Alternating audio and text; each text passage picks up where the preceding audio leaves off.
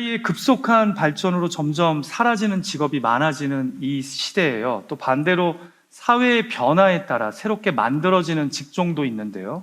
여러분 혹시 한국에 있는 유품 정리사라는 직업 아시나요? 유품 정리사는 말 그대로 고인의 유품을 정리해서 유족에게 전달하거나 폐기하는 직업입니다. 핵가족 시대에 주로 자녀들이 돌아가신 부모님의 유품을 직접 정리하기에 마음이 너무 힘들거나 아니면 고독사 하시는 분들의 가족이나 관할 지자체에서 요청을 하면 대신 정리해주는 직업인데요. 장례 지도사를 하다가 유품 정리사가 된 김세별님의 책 남겨진 것들의 기록에는 가슴 아픈 이야기들이 많이 있습니다. 그 중에 한 스토리를 소개해 드립니다. 겨울에 반지하 방에서 50대 남성이 사망했다. 의뢰를 받고 현장에 가서 유품을 정리하는 도중에 손바닥만한 한 노트를 발견했다. 거기에는 죽기 전에 하고 싶은 일 10가지라는 메모가 적혀 있었다. 내용을 보니 TV에 소개된 맛집 가보기, 친구들에게 연락해서 목소리 듣기, 그리고 그 리스트의 맨 마지막에는 시집가는 딸 아이 눈에 담기라고 적혀 있었다. 가족 상황을 보니 고독사한 그의 외동딸은 독일에서 유학 중이었다.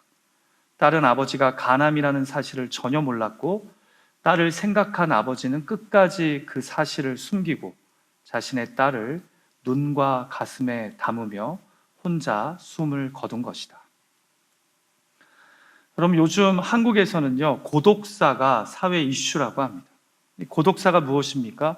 주위에 아무도 없는 상태에서 홀로 죽는 것을 뜻합니다. 가족, 친척, 친구 등 주변 사람들과 단절된 채 외롭게 지내다가 질병이나 사고로 사망하는 겁니다.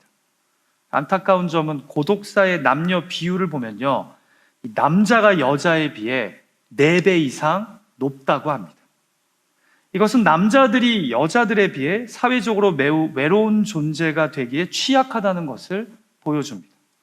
가족이나 지역 공동체 안에서도 여자에 비해 남자들이, 어머니에 비해 아버지들이 고립되는 경우가 많다는 거죠. 실제로도 보면 가족 안에서도 시간이 지날수록 점점 아버지들이 고립되는 경우가 적지 않게 있지 않습니까? 자, 제가 이렇게 말씀드린다고 또 여자분들은 외로움을 별로 안 느낀다는 주장이 아니라는 건 아시죠? 인간 모두는 외로움을 경험합니다. 사실 우리는 태어나는 순간부터 어머니의 자궁 안에서 외로움을 경험하며 생을 시작하지 않습니까? 우리 모두는 바쁜 삶 속에서도 불현듯 외로움을 느끼고 가족이 내 옆에 있어도 순간 혼자라는 생각이 밀려올 때가 있습니다. 갑자기 정호승 시인의 수선아에게라는 제목의 시가 생각나는데요. 울지 마라. 외로우니까 사람이다. 살아간다는 것은 외로움을 견디는 일이다. 공연이 오지 않는 전화를 기다리지 마라. 눈이 오면 눈길을 걸어가고 비가 오면 빗길을 걸어가라. 새들이 나뭇가지에 앉아 있는 것도 외로움 때문이고 내가 물가에 앉아 있는 것도 외로움 때문이다. 시를 읽는데 갑자기 외로워지네요. 여러분, 이처럼 우리 모두는요, 살면서 외로움을 맞이하고 또 그 외로움과 싸웁니다. 사람이 옆에 없어서 외롭기도 하지만 많은 사람들이 모여 있어도 그곳에서 외로움을 만납니다. 그리고 저는 오늘 본문에서 전혀 예상치 못한 인물이 외로움이라는 인생의 시고 쓴 레몬을 맛보고 있는 것을 발견하게 됩니다. 바로 사도 바울입니다. 오늘 말씀인 디모데후서는 사도 바울의 서신서 중에 가장 마지막에 쓰여진, 그가 노년의 나이에 감옥에서 사랑하는 영적 아들이자 후배 목회자인 디모데에게 보낸 개인적인 편지인데요. 본문의 시작절인 9절에서 11절까지의 말씀을 우리가 한 번 더 읽어볼까요? 같이 읽죠. 시작. 너는 어서 속히 내게로 오라. 데마는 이 세상을 사랑하여 나를 버리고 데살로니가로 갔고, 그레스게는 갈라디아로, 디도는 달마디아로 갔고, 누가만 나와 함께 있느니라. 영적 아들인 디모데에게 감옥에 있는 나에게로 좀 속히 와달라고 부탁합니다. 왜요? 데마는 나를 버리고 떠났고 그레스게와 디도도 사역 때문에 떠났고 오직 누가만 감옥에 갇힌 자신을 면회오며 찾고 있는데 그래서 네가 꼭 왔으면 좋겠다라는 거예요. 이 노년의 바울이 겪고 있는 인간적인 외로움이 느껴지지 않습니까? 그것뿐이 아닙니다. 16절을 보니까 내가 처음 재판을 시작할 때 나와 함께 해준 사람이 한 명도 없답니다. 그의 표현을 그대로 빌리자면 재판이 시작되니까 모두 바울을 버리고 떠난 겁니다. 한마디로 잘 나갈 때는 옆에 있다가 내가 힘들어지니까 다 나를 떠났다는 거죠. 여러분, 이럴 때 우리는요, 배신감과 함께 극심한 외로움, 홀로됨을 느낍니다. 거기다가 지금 감옥에 갇혀 있는 바울이 얼마나 추웠던지 가보의 집에 둔 내 겉옷을 겨울이 오기 전에 좀 가져와 달라고 2번이나 부탁합니다. 이제는 처량해 보이기까지 합니다. 그런데 이것이 예수 그리스도의 복음을 들고 방방곳곳을 돌며 전도하고 여러 교회를 세운 천하의 사도 바울이 직면한 노년의 현실이었다라는 거죠. When life gives you lemons. 오늘은 그 8번째 시간으로 Father's Day를 맞아 인생의 또 다른 레몬인 외로움에 대해 함께 생각했으면 합니다. 기도하기는 오늘 말씀을 통해 인생 노년의 외로움의 레몬을 경험한 바울이 어떻게 신앙 안에서 이를 헤쳐갔는지 묵상하면서 우리 개개인의 삶에도 찾아오는 외로움을 믿음으로 잘 헤쳐가는 은혜와 도전이 있기를 간절히 소망합니다. 여러분, 외로움은요 결코 나이가 들어서만 오는 게 아닙니다. 은퇴해야지만 오는 것 아닙니다. 외로움은 남자든 여자든 우리가 나이가 많든 적든 항상 불현듯 찾아옵니다. 또 싱글에게만 찾아오는 것도 아닙니다. 자, 감옥에 갇힌 사도 바울의 고백을 통해 우리는 인생의 레몬인 외로움에 대해 무엇을 배우게 됩니까? 외로움이 밀려올 때 우리는 어떻게 반응해야 합니까? 첫 번째는 외로움 속에 사람을 내려놓고 주님을 더 깊이 만나야 합니다. 외로움이라는 게 인생사에서 피할 수 없이 언제든 찾아오는데 그 외로움이 찾아왔을 때 오히려 그것을 창의적으로 이해하고 주님을 더 깊이 만나는 시간으로 받아들일 필요가 있다라는 거죠. 그럼 본문을 보시면 노년의 사도 바울이 극심한 외로움의 레몬을 맛보고 있는 것은 너무나 자명해 보입니다. 그는 9절에서 사랑하는 디모데에게 어서 속히 내게로 오라고 부탁한 후에 자신을 떠난 사람들 이름을 쭉 나열합니다. 좋게 떠난 사람도 있지만 안 좋게 떠난 사람도 있습니다. 자기가 원해서 떠난 사람도 있지만 바울이 사역을 위해 보낸 사람도 있습니다. 그러나 중요한 것은 지금 바울이 혼자 감옥에 갇혀 있다는 겁니다. 혹자는 그가 감옥에 갇힌 것이 한두 번도 아닌데 무슨 대수냐라고 이야기할지 모르겠어요. 근데 우리가 여기서 두 가지를 좀 생각했으면 해요. 하나는 그의 나이이고 또 하나는 그의 주변에 누가밖에 없었다는 점입니다. 그럼 아까 말씀드린 것처럼 디모데 후서는요, 사도 바울의 서신서 중에 마지막에 기록된 편지입니다. 성경학자들은 보통 그가 순교하기 1, 2년 전에 쓰여진 편지가 디모데 후서일 걸로 봅니다. 그래서 당시 그의 나이를 대략 50대 후반에서 60대 초입으로 추정합니다. 당시의 그 나이를 오늘날의 시대에 적용하자면 80대나 90대의 황혼기에 그가 감옥에 들어간 겁니다. 이 스토리가 다르죠. 그리고 우리가 바울의 다른 서신서를 보면요, 그가 감옥에 갇혀 있어도 주변에서 그를 돌보고 섬기는 동역자들이 제법 있었음을 확인하게 돼요. 가택 연금된 적도 있고요. 또 감옥 근처에 살면서 그를 정기적으로 면회하는 사람들이 제법 있었거든요. 자, 그런데 아까 읽었지만 이제는 누구만 남았답니까? 다 떠나고 버리고 누가만 남았답니다. 사랑하는 예배자 여러분, 외로움은 분명 우리를 힘들게 하지만 동시에 사람을 내려놓는 계기가 되게 합니다. 그래서 사람을 내려놓게 되면 누가 내 삶에서 절실해집니까? 주님이 더 절실해집니다. 그래서 외로움은 분명 우리 삶의 시고 쓴 레몬이지만 동시에 레모네이드가 될 수도 있습니다. 왜냐하면 외로움을 통해 인간의 내면은 하나님의 임재를 더 선명하게 사모하고 경험하게 되기 때문입니다. 하나님을 더 의지하고 집중하는 계기가 된다는 겁니다. 반대로 말씀드리자면 내가 하나님의 임재에 그동안 별로 집중하지 못했다는 것은 어쩌면 내 주변에 사람들이 너무 많았기 때문일 수도 있습니다. 사람이 빠진 자리에 주님이 들어와 채워주실 수 있기 때문입니다. 자, 우리가 이런 외로움의 선한 작용을 본문 13절 말씀에서도 확인하게 되는데요. 바울의 서신서 어디에도 볼 수 없는 요청을 바울이 디모데에게 합니다. 같이 한번 읽어볼까요? 시작. 내가 올 때 내가 드로아 가보의 집에 둔 겉옷을 가지고 오고 또 책은 특별히 가죽 종이에 쓴 것을 가져오라. 자, 보세요. 디모데에게 속히 와달라고 부탁하면서 드로아 가보의 집에 있는 겉옷과 함께 책을 갖다 달라고 부탁합니다. 여러분, 겉옷이야 감옥에서 추운 겨울을 버티기 위해 요구한 것이라 이해가 되죠. 제가 신약 말씀을 가지고 종종 설교할 때 이야기하지만 당시 사람들에게 겉옷은요 재산 목록 1호입니다.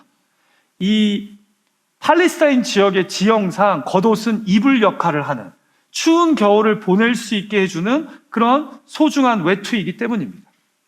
그런데 도대체 책은 무슨 책이길래 가져와 달라고 부탁하는 걸까요? 흥미로운 점이요, 개역개정 성경은 본문을 또 책은 특별히 가죽 종이에 쓴 것을 가져오라 라고 번역했는데요, 사실 여기 쓰여진 헬라어를 직역하면 이런 내용이에요. 또 책들을 가져오라, 특별히 가죽 종이를. 그래서 이것을 합쳐서 또 책은 특별히 가죽 종이에 쓴 것을 이라고 개역개정이 번역한 겁니다. 그러니까 잘못 이해하면 가죽 종이에 쓴 책만 가져오라는 의미로 이해될 수 있는데요, 사실은 책들을 가져오되 특별히 가죽 종이 책은 꼭 가져다 달라는 겁니다. 그래서 잘 번역된 영어 성경은요 13절을 이렇게 번역합니다. 또 책들을 가져오라, 그리고 특히 가죽 종이를. 여러분, 당시 가죽 종이, 양피지는요 글을 쓸 때 사용하는 종이었습니다. 그래서 성경학자들은요 바울이 감옥에서 읽을 성경책과 동시에 자신이 개척한 여러 교회에 보내려고 작성했다가 아직 완성하지 못한 가죽 종이, 그 가죽 종이를 가져와 달라 요청한 것으로 봅니다. 감옥에서 그들에게 보낼 편지나 책을 완성하기 위해서요. 자, 그러니까 바울은 외로운 감옥, 모두가 떠난 감옥에서 주님의 삶을 기록한 말씀들을 다시 읽고 또 복음을 전하고 믿음을 굳세게 할 신앙의 편지를 써 보낼 생각을 한 겁니다. 그가 외로움의 시간을 지금 무엇으로 채우고자 하는 겁니까? 주님을 더 깊이 만나는 시간으로 채우려고 하는 겁니다. 외로움 속에 사람을 다 내려놓고 오히려 주님을 더 간절히 붙잡으려고 합니다. 여러분, 우리가 이렇게 보면 감옥에서 성경책 읽다가 주님을 만난 사람들이 참 많지 않습니까? 신기해요. 왜 감옥 밖에서는 그렇게 성경책을 찾아 읽지도 않고 읽어도 별 감독이 없는데 감옥에 들어가서는 성경책이 그렇게 달고 오묘한지요? 감옥에서는 사람들을 내려놓게 되기 때문입니다. 주님께 더 집중할 수 있게 되기 때문입니다. 여러분, 스티브 잡스가 이런 말을 했대요. 검색하는 사람은 사색하는 사람을 이길 수 없다. 그런데 스마트폰 시대에 우리의 문제가 뭐죠? 도통 사색을 하지 않습니다. 왜요? 스마트폰에 물어보면 바로바로 다 답이 나오니까요. 거기다가 요즘에는 챗 GPT나 다른 여러 AI들이 좋은 말 상대까지 해줍니다. 그러니까 관계까지, 심지어 위로와 상담까지 성령님이 아닌 AI가 대신해주고 있습니다. 그리고 또 만족도가 높습니다. 그래서 어떤 분들은 저한테 AI가 내 남편보다 훨씬 낫다고 이야기합니다. 당연히 더 낫죠. 감정과 느낌이 있는 사람이 아니니까요. 그래서 어떤 교육학자가 이런 말을 하더라고요. 제가 듣고 참 공감이 돼서 마음에 새겨놨어요. 요즘 아이들 교육의 문제는 무료한 시간이 없는 것이다. 잘 들어보세요. 무료해서 문제가 아니라 아이들에게 무료한 시간이 없어서 문제랍니다. 다르게 이야기하면 뭡니까? 혼자 있는 시간이 없어서, 외로운 시간이 없어서 문제라는 겁니다. 그러니까 생각을, 사색을 더 안 하는 거죠. 정신없이 뭔가를 할 수 있고 게임할 수 있고 검색할 수 있으니까. 제가 지금 무슨 말을 하는지 이해가 되시죠? 똑같아요. 외로움을 통해 사람을 내려놓아야지 우리가 신앙에 대해, 주님에 대해 진지해집니다. 그런데 내 주변에 사람이 계속 왔다 갔다 하면요, 스마트폰 때문에 사색을 안 하든 사람들 때문에 주님과의 관계에 진지하게 집중하지 않습니다. 그래서 외로움을 오히려 여러분의 유익으로 삼으실 수 있어야 합니다. 외로움이 찾아와요? 이거 주님께 집중할 수 있는 절호의 기회라는 거죠. 마치 바울이 외로움을 통해 주님의 말씀을 더 묵상하고 세워진 교회들의 믿음을 든든하게 세우는 기회로 삼은 것처럼 말입니다. 우리에게는 외로움이 사람을 놓고 주님을 붙잡는 기회가 될 수 있다는 겁니다. 우리 괜찮으면 옆에 있는 분에게 이렇게 고백할까요? 쑥스러우면 그냥 스스로에게 하셔도 돼요. 자, 지금 외로우십니까? 한번 물어보죠. 시작. 지금 외로우십니까? 한 번 더 대답할 때 주님께 집중하십시오. 남 들으라고 한 얘기가 아니라 지금 우리 들으라고. 여러분, 그래서 바울이 본문 17절과 18절에서 감옥에 갇혀 있는 동안 내가 오히려 주님께 더 집중하게 되었음을 고백합니다. 내가 감옥에 있으면서 오히려 더 주께서 내 곁에서 힘주심을 경험했고, 또 감옥에서 오히려 종국에는 주님이 나를 이 악에서 건져주실 것을 확신하는 믿음을 갖게 되었다라고 그가 담대하게 기록하는 겁니다. 그가 감옥에서 끝까지 사람에게만 집중했다면 이런 고백을, 이런 마음을 표현할 수 없었겠죠. 그럼 제가 보면요, 외로움에도 색깔이 있는 것 같습니다. 하얀 외로움이 있고 검은 외로움이 있습니다. 하얀 외로움은 어떻게 보면 자발적 고독을 통해 누리는 깨달음입니다. 참 자유와 기쁨의 시간입니다. 지금 바울이 감옥에서 외로움을 통해 사람들을 내려놓고 오히려 참되고 영원하신 주님을 더 깊이 만나는 것이 바로 하얀 외로움입니다. 그러나 검은 외로움은 스스로가 완전하지도 또한 참된 만족을 줄 수도 없는 사람이나 물질을 의지했다가 그것이 내 삶에서 사라질 때 느끼는 공허함과 두려움입니다. 검은 외로움은 스스로를 계속 무기력하게 만들고 헛된 대상에 자신을 종속시키려고 합니다. 부디 외로움을, 그 헛된 사람을 내려놓고 영원하시고 참되신 주님을 더 깊이 만나는 기회로 삼으실 수 있는 그런 저와 여러분이 되기를 주님의 이름으로 축복합니다. 이것이 바로 사도 바울이 외로움의 레몬을 감옥에서 레모네이드로 바꾼 첫 번째 방법이었다는 거죠. 자, 두 번째로 오늘 본문을 통해 우리는 인생의 레몬, 외로움에 대해 무엇을 배우게 됩니까? 용서가 없고 소망이 없으면 외로움은 더 깊어질 수밖에 없습니다. 여러분, 모든 외로움이 그렇지는 않지만요, 적지 않은 경우 외로움은요, 현실에 녹록지 않은 상황과 관계의 문제에 의해 발생하고 또 이로 인해 가중될 때가 많습니다. 지금 바울이 극심한 외로움에 빠진 이유가 무엇입니까? 일단 그가 복음을 전하다가 억울한 누명으로 감옥에 갇혔습니다. 그리고 그가 이렇게 어렵고 힘든 시간을 보내고 있는데 아무도 자신의 곁에 없습니다. 그리고 떠난 사람들 중에는 대마처럼 세상이 좋아서 자신을 버린 사람도 있습니다. 그리고 처음에는 그렇게 열심히 따르다가 자신의 재판이 시작되자 언제 그랬냐는 듯이 사라진 사람들이 있었습니다. 그리고 재판은 계속 길어집니다. 이럴 때 우리의 외로움이 가중되는 겁니다. 현실의 힘든 상황과 관계의 섭섭함으로 인해서 더 억울하고 더 나만 불쌍해지기 때문입니다. 우리도 살면서 이런 경험을 할 때가 있지 않습니까? 나의 외로움이 더 뼈저리게 느껴지는 것은 내 상황이 힘들어지면서 내 주변에 또한 사람들이 사라지기 때문입니다. 그래서 이런 마음이 들죠. 내가 얼마나 잘해줬는데 어떻게 이렇게 나를 멀리하고 다 떠날 수 있냐? 어떻게 연락을 이렇게 끊을 수 있는가? 그러면서 인간적인 섭섭함을 강하게 느끼죠. 그러면서 내가 더 불쌍해지고 외로워 보이는 겁니다. 그럴 때 우리가 극심한 외로움에 빠질 수 있습니다. 모두가 못 믿을 사람인 것 같고 모두가 뒤에서 나를 욕하고 비방하는 것 같으니까요. 자, 그런데 바울은 이렇게 현실의 상황과 관계의 문제가 있음에도 이를 어떻게 해결합니까?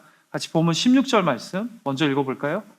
시작. 내가 처음 변명할 때에 나와 함께한 자가 하나도 없고 다 나를 버렸으나 그들에게 허물을 돌리지 않기를 원하노라. 자신이 첫 재판을 시작하자 주변에 있던 그 많던 사람들이 다 자신을 떠났음에도 나는 그들에게 허물을 돌리고 싶지 않답니다. 이 말의 의미는요, 먼저는 그들의 이런 연약한 모습을 내가 이해한다는 겁니다. 좀 더 나가자면 나의 외로움의 책임을 이들에게 돌리지 않겠다는 뜻입니다. 그렇게 함으로써 나를 더 깊은 외로움에 가두지 않겠다라는 겁니다. 그럼 한번 상상해 보세요. 바울이 첫 번째 재판이 끝난 후에 감옥에 돌아와서 증인 신청했는데 안 나온 사람들의 이름 하나하나를 자신의 양피지에 쓰면서 이를 갈았다고 한번 상상해 보십시오. 그렇다고 외로움이 사라집니까? 아닙니다. 그들의 허물을, 배신을 생각하면 할수록 더 속이 상하고 더 마음이 비참해지며 스스로가 고립되었을 겁니다. 감정적으로 요동쳤을 겁니다. 그래서 그는 오히려 감옥에서 기도하면서 허물을 돌리지 않기로 결심합니다. 내가 이 친구에게는 이렇게까지 했는데, 내가 이 동역자를 이렇게나 배려했는데 어떻게 나한테 이럴 수가 있어? 라고 분해하고 섭섭해하기보다 차라리 내가 이해하고 용납하는 생각의 전환을 시도한 겁니다. 그리고 이것이 오히려 인간적인 외로움을 이기고 헤쳐나가는 비결이 되었다라는 거죠. 여러분, 제가 목회를 하면서 스스로에게 또 교인들을 향해 항상 갖고 있는 마음가짐이 하나 있습니다. 그것은 바로 사람이 그럴 수 있지라는 마음입니다. 오늘 본문 말씀에 비춰서 말씀드리자면 사람에게 허물을 돌리지 않으려고 하는 마음가짐입니다. 나도 그럴 수 있고 저 사람도 그럴 수 있지. 우리가 다 연약한 이들이잖아 하면 섭섭함이 조금씩 사그라듭니다. 억울하고 분한 마음이 수그러듭니다. 예수님도 십자가에 못 박혀 죽으시면서 자신을 비방하고 조롱하는 이들에게 하나님, 저들이 무엇을 하는지 모릅니다. 저들의 죄를 사하여 달라고 기도하시지 않으셨습니까? 그런데 우리 중에는요, 나이가 들어갈수록 부모로서 자녀들에게 섭섭함을 느끼는 분들이 있습니다. 그런데 여러분, 그거 아세요? 우리가 부모로서 자녀에게 섭섭해할수록 우리가 오히려 고립됩니다. 자녀들과 멀어지게 됩니다. 그냥 용서하고 이해하는 것이 오히려 외롭지 않은 길을 걷게 되는 비결이 된다는 거죠. 들을 귀 있는 부모들은 들으십시오. 더불어 바울은 천국을 소망하며 외로운 현실을 이겨냈습니다. 오늘 본문 18절을 보면 바울이 이렇게 고백해요. 또 그의 천국에 들어가도록 구원하시리니 그에게 영광이 세상에 무궁토록 있을지어다. 아멘. 보세요. 바울이 지금 감옥에 갇혀 있으면서도 구주 예수 그리스도가 결국 자신을 영원한 천국에 들어가도록 구원하실 날을 기대하고 있지 않습니까? 그러니까 그는 감옥에 지금 갇혀 있지만 많은 사람들이 자신을 떠났지만 그에게는 저 하늘 고향에서의 영원한 구원의 소망이 지금 있는 겁니다. 그래서 외롭지 않은 겁니다. 그리고 외로움이 있어도 더 깊이 빠지지 않는 겁니다. 나에게는 구원의 승리, 저 하늘 고향이 예비되어 있음을 나는 확신하기 때문입니다. 외로운 감옥에서 그는 이렇게 구원의 천국을 소망하며 그럼에도 감사하며 외로움에 더 빠지기보다 마음의 평안을 지켰던 겁니다. 누군가 이런 말을 하더라고요. 외로움은 이기적인 사람에게 주는 가장 무서운 벌이다. 곱씹을수록 참 맞는 말이에요. 그래서 용서하기보다 미워하고 이해하기보다 억울해하는 사람은요, 더욱 외로워질 수밖에 없습니다. 더욱 고립됩니다. 오히려 나를 배신하고 떠난 사람, 내가 힘들어지자 나를 버리는 사람들의 허물을 깊이 묵상하지 마시고 그냥 예수님의 마음으로 그들을 이해하시고 용납하십시오. 또 지금 내가 이 땅에서 겪고 있는 어려운 현실 가운데서도 저 하늘 고향의 영원한 영광을 소망하며 믿음으로 잘 버티십시오. 우리에게 용서가 없고 소망이 없으면 외로움은 더 깊어질 수밖에 없습니다. 그러나 우리에게 용서가 있고 소망이 있다면 우리 삶은 다시 기쁨과 평강으로 채워질 수 있습니다. 그러니까 어떻게 보면 우리 삶의 외로움은 용서와 소망으로 풀어야 한다는 겁니다. 혹시 지금 여러분의 삶 가운데 아직도 용서하지 못해서 풀리지 않은 관계가 있습니까? 그리고 그 풀리지 않은 관계 때문에 내가 더 외롭고 쓸쓸하게 여겨지십니까? 부디 용서를 선택함으로 오히려 외로움이 아닌 함께함의 기쁨이 회복되기를 주님의 이름으로 축복합니다. 또 삶의 현실이 녹록치 못해서 외롭고 힘든 분이 계십니까? 감옥에 갇힌 것 같은 답답함과 내리눌림에 매여있는, 쌓여있는 분들이 계십니까? 우리에게는 궁극적으로 구원의 천국이 있음을 기억하며 주께서 결국에는 나를 모든 악한 현실에서 건져내시고 또 그의 천국에 들어가게 하실 것을 믿음으로 오늘의 외로움을 잘 헤쳐가시기를 주님의 이름으로 축복합니다. 한번 따라해 보시겠어요? 용서가 없고 소망이 없으면 외로움은 더 깊어집니다. 시작. 용서가 없고 소망이 없으면 외로움은 더 깊어집니다. 그러나 용서와 소망을 선택하시면 외로움이 서서히 내 삶에서 사라지기 시작한다는 거죠. 자, 마지막으로 외로움이 밀려올 때 우리는 어떻게 반응해야 합니까? 외로움 속에도 사명이 있으면 다시 일어설 수 있습니다. 자, 다 같이 본문 17절 말씀을 한 목소리로 읽어볼까요? 시작. 주께서 내 곁에 서서 나에게 힘을 주심은 나로 말미암아 선포된 말씀이 온전히 전파되어 모든 이방인이 듣게 하려 하심이니 내가 사자의 입에서 건짐을 받았느니라. 저는 개인적으로 오늘 본문에서 이 17절 말씀이 제일 중요하다고 봐요. 자, 첫 번째 재판을 마치고 감옥에서 편지를 쓰는 바울이 디모데에게 고백합니다. 내가 이 감옥에서 외롭고 힘든 시간을 보낼 때마다 오히려 주님이 내 곁에 오셔서 나에게 힘을 주셨다. 자, 그런데 그때 주님이 주신 위로와 힘이 구체적으로 무엇이었다고 그가 고백합니까? 바로 주님이 자신에게 주신 이방인 전도의 사명이었답니다.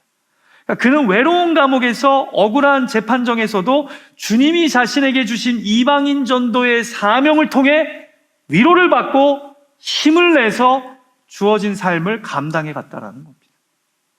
아까 읽었던 17절 말씀 다시 한번 보여주시겠어요? 주께서 내 곁에 서서 나에게 힘을 주심은 나로 말미암아 선포된 말씀이 온전히 전파되어 모든 이방인이 듣게 하려 하심이라. 여러분, 그래서 바울은 외로운 감옥에서도 간수장이나 주변 죄인들을 전도했고요, 재판정에 서면 오히려 기회다 하고 담대하게 자신이 믿는 예수 그리스도의 복음을 전하고자 했던 겁니다. 남들은 억울하다고, 외롭지 않냐고, 힘들겠다고 이야기하는 그곳에서 그는 오히려 주님이 자신에게 주신 사명을 붙잡고 그 사명에 집중한 겁니다. 그래서 외로움에 깊이 빠질 수 있었지만 그가 다시 일어설 수 있었다는 거죠. 사랑하는 예배자 여러분, 저와 여러분도 마찬가지입니다. 아무리 내 삶이 외롭고 주변에 아무도 없는 것 같아도 사명이 있는 사람은 그래도 버팁니다. 다시 일어섭니다. 그러나 살아야 할 이유, 그럼에도 내가 이 땅에 존재하는 사명이 서서히 사라지면요, 결국은 외로움이 우리를 삼키게 됩니다. 십자가의 예수님을 생각해 보세요. 예수님도 어떻게 보면 너무나 외롭고 처절한 십자가의 길을 홀로 걷지 않으셨습니까? 근데 그 십자가의 길을 걸으면서도 하나님이 자신에게 주신 사명에 끝까지 집중함으로 결국 우리 모두를 살리는 구원의 도가 되셨잖아요. 그리고 부활의 영광을 경험하시잖아요. 저는 이 17절 말씀을 묵상하는데 불현듯 저의 큰 외할머니가 생각났습니다. 제가 버팔로에서 고등학교 생활을 했을 때 큰 외할머니가 80대 중반이셨어요. 할머니는 아주 젊으셨을 때부터 예수를 구주로 믿고 정해진 시간, 하루에 2번씩 시간을 정해서 언제나 기도하고 찬양하시던 그런 믿음의 할머니이셨습니다. 제가 고등학교 다닐 때도 딱 시간 되면 기도하시는 소리가 방 안에서 들렸어요. 그런데 제가 대학을 다닐 때요, 할머니가 그만 집에서 걸으시다가 넘어지시면서 엉덩이 뼈에 크게 금이 갔습니다. 그런데 이제 연세가 있으시니까 이게 잘 안 아무는 거예요. 그래서 그 이후로는 침대가 있는 그 방을 나가지 못하시고 그 안에만 계셨습니다.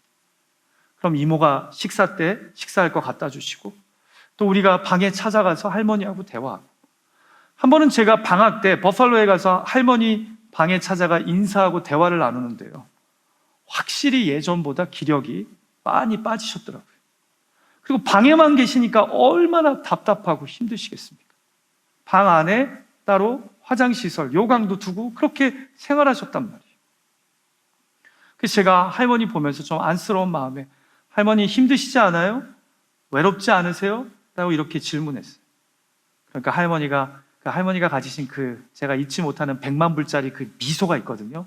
그 미소를 딱 지으시면서 저한테 이렇게 말씀하시는 거예요. 내가 아직도 가족을 위해 기도해야 할 사명이 있으니까 하나님이 나를 안 데려가신다고. 주님이 나와 이 침대에 함께 하시는데 내가 왜 외롭냐고. 그러면서 항상 기도하시고 찬송하시던 분이 바로 할머니셨어요. 그렇게 90대 초반까지 사시다가 하나님의 부르심을 받았습니다. 여러분, 왜 외롭지 않으셨겠어요? 젊은 나이에 사랑하는 남편 떠나보내고 11명이나 되는 자녀들 키우시고 이제 서서히 힘도 빠져가고 움직이는 반경도 줄어들고 왜 외롭지 않으셨겠어요? 그러나 할머니에게는 하나님이 주신 사명이 있으셨습니다. 그게 뭐예요? 자녀들, 손주들 위해서 내가 살아있는 한 기도해 주는 것. 이 땅의 교회들을 위해, 선교사들을 위해 기도하시는 것. 저에게도 이렇게 말씀하셨어요. 할머니가 너 위해서 매일 기도하고 있다고. 사랑하는 예배자 여러분, 사명이 있으면 아무리 힘이 빠지고 주름이 생기고 나이가 들어가도 외롭지 않습니다. 주님이 나에게 주신 사명이 이 외로움을 버티게 하고 감당하게 하니까요. 여러분, 저는 예수 잘 믿으면 외로움 이런 거 찾아오지 않는다, 그런 뻥은 못 치겠어요. 예수 잘 믿어도 사도 바울처럼 외로움이 찾아올 수 있어요. 하지만 가정에 대한 사명, 일터에 대한 사명, 교회에 대한 사명이 있는 사람은 그 외로움에 깊이 빠지지는 못합니다. 그 사명이 다시 나를 일으켜 세우기 때문입니다. 사도 바울이 그러했다라는 거죠. 노년의 나이에 감옥에 갇혔지만, 많은 사람들이 자기를 떠났지만, 그러나 그에게는 여전히 이방인 전도의 사명이 있었습니다. 그래서 감옥에서도 전도하고 재판정에서도 복음을 담대히 선포했던 겁니다. 요즘 많이 외롭고 힘드십니까? 정말 외로움이란 건 가정의 형편, 상황과 꼭 맞물리는 것 같지 않아요. 또 내 주변에 사람이 없다고 외로운 것도 아니고 너무 많은데도 외로움을 느낄 수 있어요. 그럴 때마다 하나님이 나에게 주신 가정에서의 사명, 일터에서의 사명, 교회에서의 사명을 기억하며 그 사명을 붙잡고 외로움 속에서 다시 일어서는 저와 여러분 되시기를 주님의 이름으로 축복합니다. 아직 주님이 이 땅에 있게 하시는 이유는 사명이 있기 때문입니다. 그렇게 외로움 속에서 주님을 만나 다시 사명을 회복하는 은혜가 저와 여러분의 가정과 일터, 관계 속에 있기를 간절히 소망합니다. 말씀을 마칠까 합니다. 오늘 성경은 우리에게 극심한 외로움을 감옥에서 겪었던 사도 바울을 통해 외로움 속에 쉽게 빠질 수 있는 우리에게 이렇게 권면합니다. 외로움 속에 오히려 사람을 내려놓고 주님을 더 깊이 만나는 기회로 삼으라고. 그리고 용서가 없고 소망이 없으면 외로움은 더 깊어질 수밖에 없다고. 마지막으로 외로움 속에도 사명이 있으면 다시 일어설 수 있다고요. 주신 말씀을 붙잡고 외로운 나그네 인생길, 주 예수와 함께 다시 일어나 걷는 그런 저와 여러분 되시기를 간절히 소망합니다. 같이 기도하죠.